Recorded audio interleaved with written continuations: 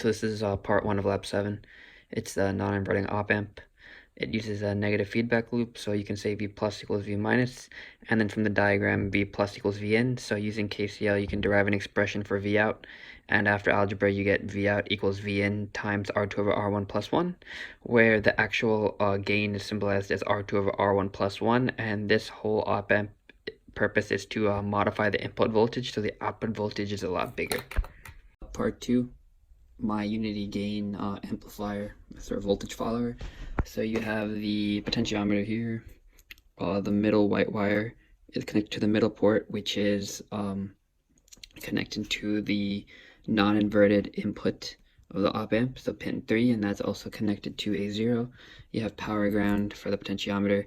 You have pin 7, which is this orange wire. I didn't have another red wire, so orange. Pin 7 is connected to power. This gray wire here is grounded. I didn't have another black wire, so pin 4 is V minus, which is connected to ground, as you can see. And then this green wire right here, which is connected to pin 2 of the op-amp, is connected to pin 6, which is the output. And another green wire is going to A1.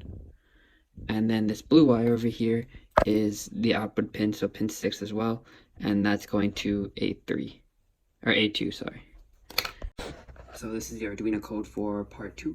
As you can see, I'm floating some V in, V naught, V minus to 0. I'm setting them equals to pin modes and inputs. So V in is 0, which is the potentiometer. You have V minus and V naught.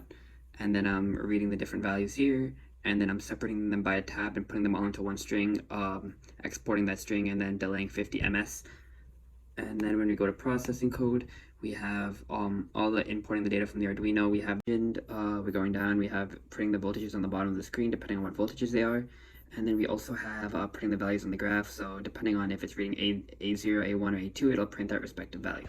So running Arduino, this is part 2. And then we're gonna run processing. And okay, as you can see, at lower voltages, V in is not the same as V out because power is being supplied from Vs, which is the source voltage, as well as the op-amp is not ideal. And at higher voltages, V in and V out are equal to each other until around, this is my circuit. I'll excuse some of the wire colors, I didn't have all of them. So this gray wire here is the voltage divider between the two 1K resistors, and that is going to pin 3. And pin 3 is the non-inverting input, and as you can see, this other green wire here is going into V plus, so V plus will have 2.5 volts, and then we have V in going straight to A0, and then another wire going through the Arduino code for part 3. It's exactly the same, except we're adding pin mode A3, which is V plus, and then we're reading pin A3, and then going to the processing code, everything's the same, except we're changing the XYZ raw length to 4. You're having A3 here, and then we're also going to print A3. Alright, so running the processing code. This is an inverting op-amp amplifier, so as V in increases above V plus, V out will decrease to around 1.8 volts. And as V in decreases below V plus, so below 2.5 volts, V out will increase around to 4.2 volts.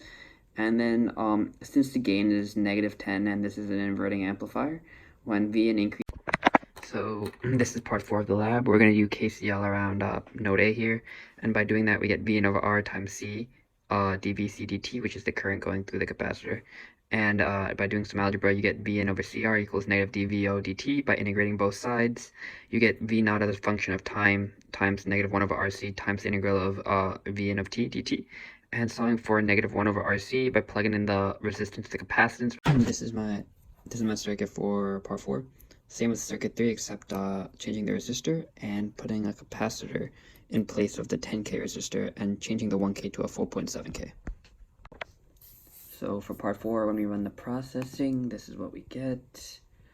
As V in approaches V plus, V out will increase very fast when the threshold is crossed, as you can see.